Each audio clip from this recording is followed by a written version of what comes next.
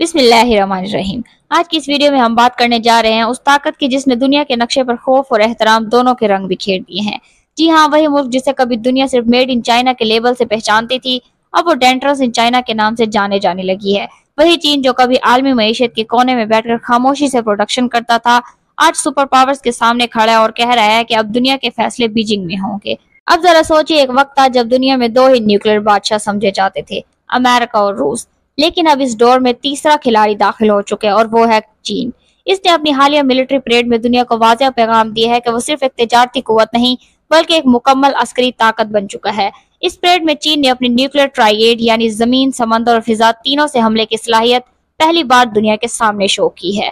अब यहाँ पर समझ लेते हैं कि आखिर न्यूक्लियर ट्राइएड है क्या।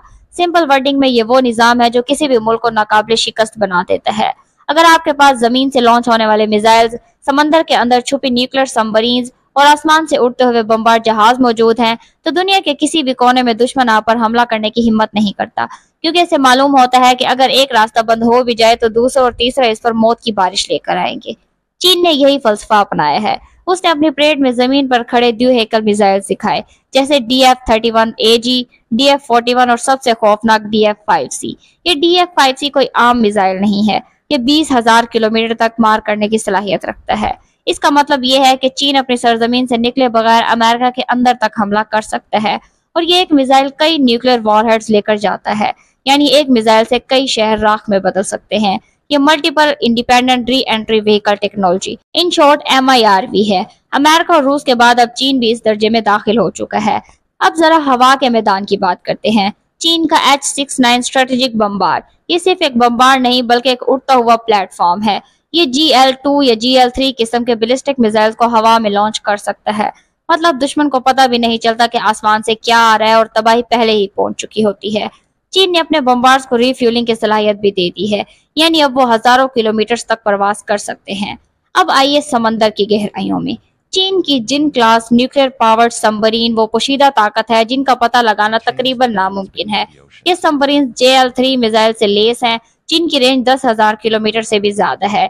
ये सबमरीन अगर किसी नामालूम मकाम से हमला करें तो कोई रिडार या सैटेलाइट इन्हें पकड़ नहीं सकता। यही सेकंड स्ट्राइक कैपेबिलिटी कहलाती है। मतलब अगर कोई दुश्मन चीन पर पहला हमला करे तब भी चीन के पास पलट कर तबाहकुन जवाब देने की पूरी सलाहियत मौजूद रहे। यही वो चीज है जो अमेरिका को सबसे ज्यादा परेशान कर रही है।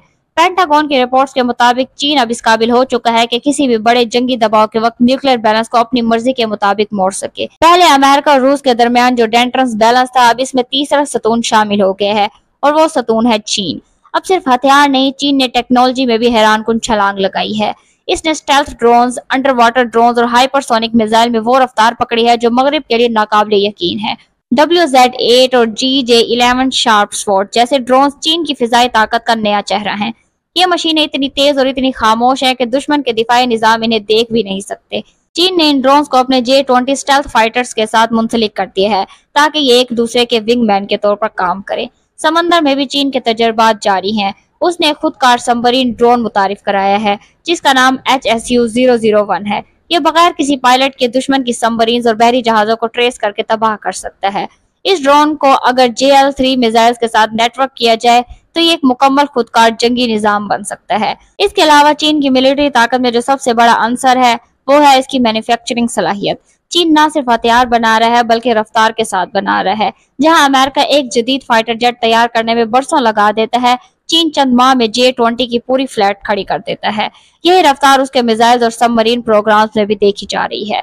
अदाद शुमार के मुताबिक अमेरिका के पास इस वक्त 3700 न्यूक्लियर वॉरहेड्स हैं, रूस के पास 4300 और चीन के पास तकरीबन 600 फॉल वॉरहेड्स है।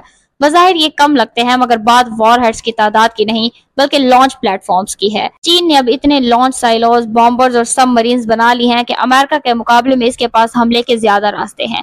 यही वजह है कि मगरबी तज्जियाकार कह रहे हैं कि चीन के पास कम वॉरहेड्स है मगर खतरा ज्यादा है। और एक अहम पहलू, जंगी मईशियत। चीन अपनी फौजी पैदावार को अपनी इंडस्ट्री से जोड़ चुका है। इसके दिफाई कारखाने वही मशीनें बनाते हैं जो सिविल सेक्टर में भी इस्तेमाल होती हैं। यही दोहरी पैदावार सलाहियत चीन को किसी भी तवील जंग में जबरदस्त बढ़तरी देती है। इसके मुकाबले में अमेरिका की दिफाई पैदावार महदूद और महंगी है। अगर हम सियासी जाविये से देखें तो चीन की ये न्यूक्लियर ताकत सिर्फ अमेरिका के लिए खतरा नहीं है बल्कि ये पूरे खित्ते के लिए गेम चेंजर है। भारत, जापान और ऑस्ट्रेलिया सब के सब अपने दिफाई बजट बढ़ा रहे हैं। चीन का कहना है कि ये सब दिफा के लिए है, मगर हकीकत ये है कि वो अब आलमी ताकतों के दरमियान मरकजी खिलाड़ी बन चुका है।